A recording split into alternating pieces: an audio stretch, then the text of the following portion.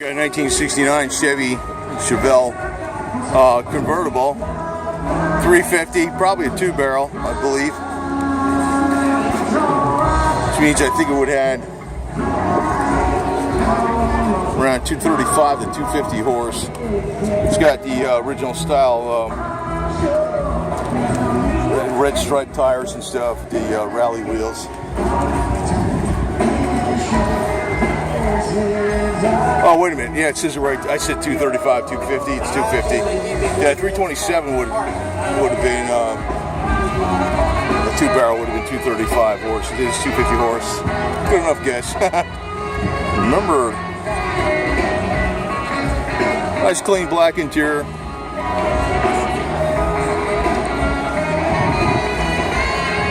Gauge package underneath the dashboard there, underneath the dash. And you can always tell 69 from 68 by the taillights. 68's got the little taillights that go like this, horizontal. 69's got the bigger, boxier ones.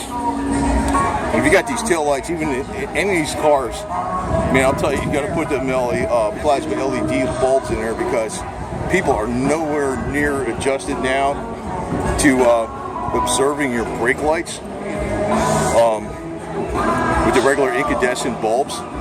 You could be hitting your brake lights and they think you're not doing it. You're not hitting the brakes.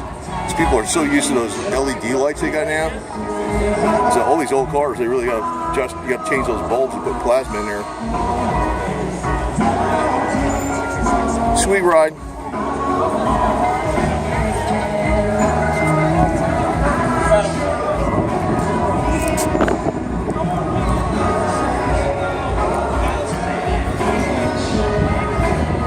Yeah. That's all you need, really.